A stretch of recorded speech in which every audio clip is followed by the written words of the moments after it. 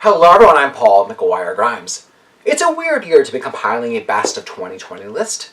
With the award season being delayed, many of the buzzworthy 2020 movies were released in very limited capacity at film festivals and are now being held for wider release until closer to voting dates in February and March.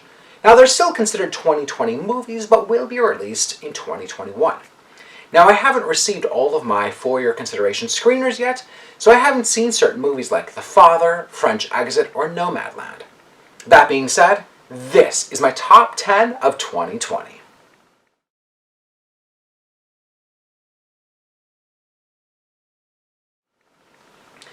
Coming in at number 10 is The Vast of Night. It's from beginner filmmaker Andrew Patterson.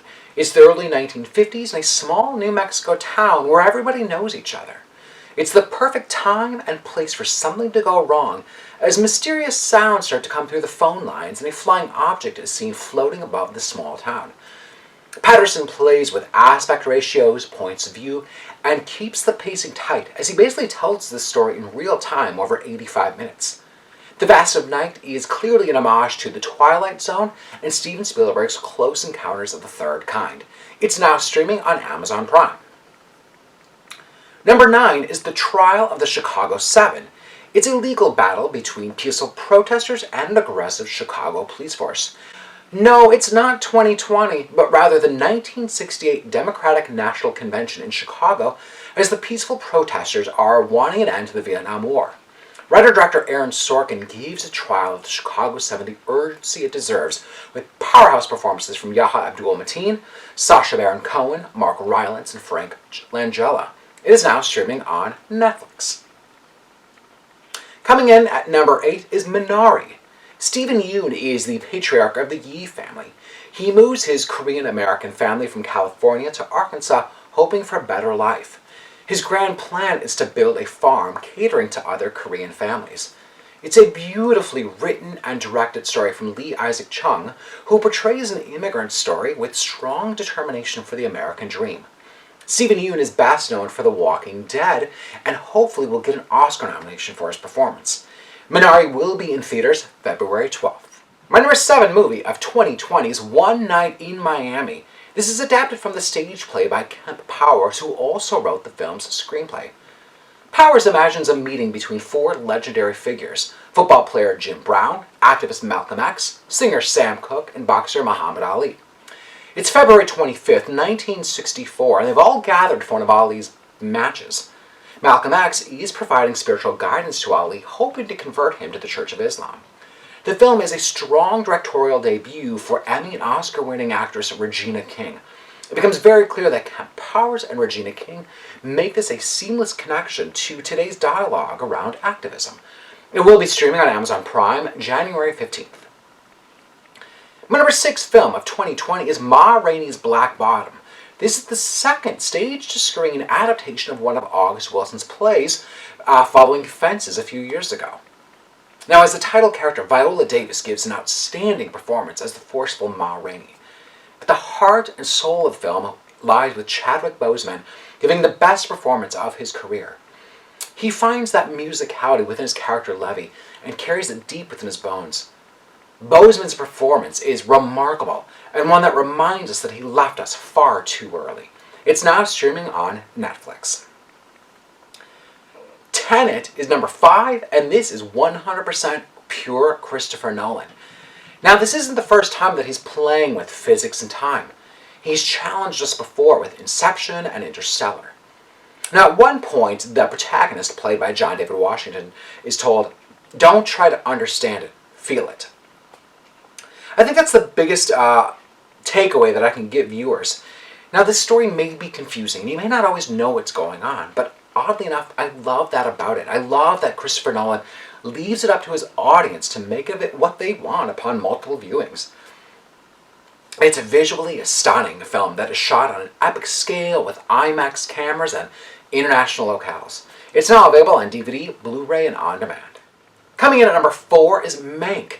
Director David Fincher is working with his father, Jack Fincher's screenplay.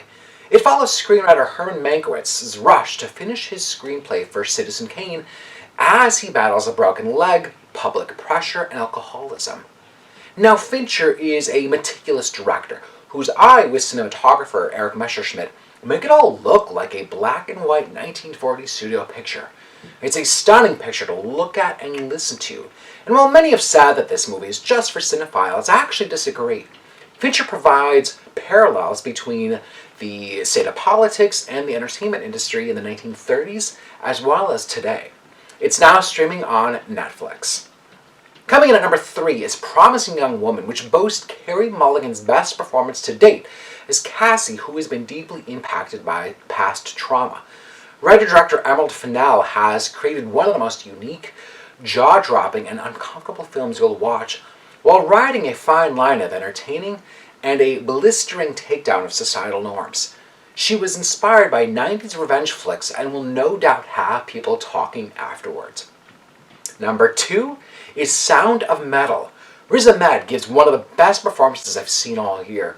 He plays Ruben, a heavy metal drummer who one day realizes that he can no longer hear. As a recovering addict, Ruben struggles accepting his new reality. Sound of Metal features a character who faces tremendous, unexpected loss. It's not just the loss of his hearing, but the loss of identity and the loss of the only life that he knows. Now, it's worth noting that Sound of Metal comes with an impeccable sound design, as the film is specifically made for the hearing impaired with its subtitles and use of American Sign Language.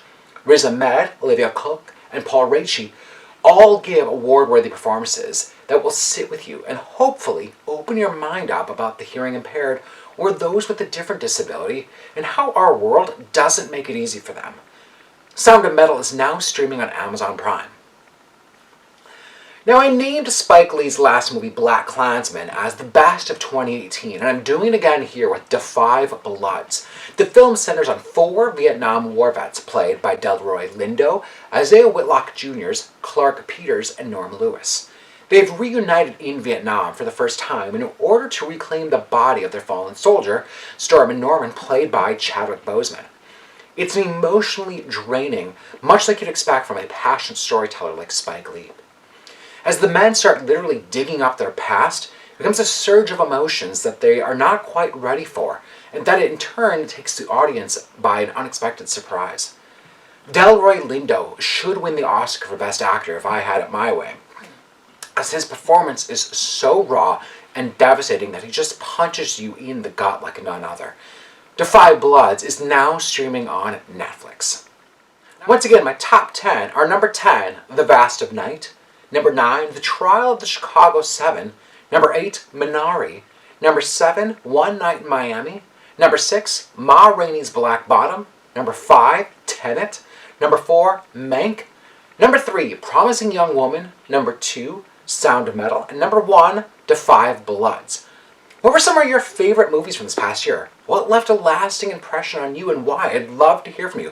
Follow me on Instagram and Twitter at Paul's Movie Trip. Tell me your favorite movies. I really want to hear from you. And don't forget, subscribe to my YouTube channel. I got to interview some of these actors and directors this year, including Carey Mulligan, Emerald Fennell, John David Washington, Elizabeth Debicki from Tenet. Thank you so much for watching my top 10 of 2020. This is Paul's Trip to the Movies.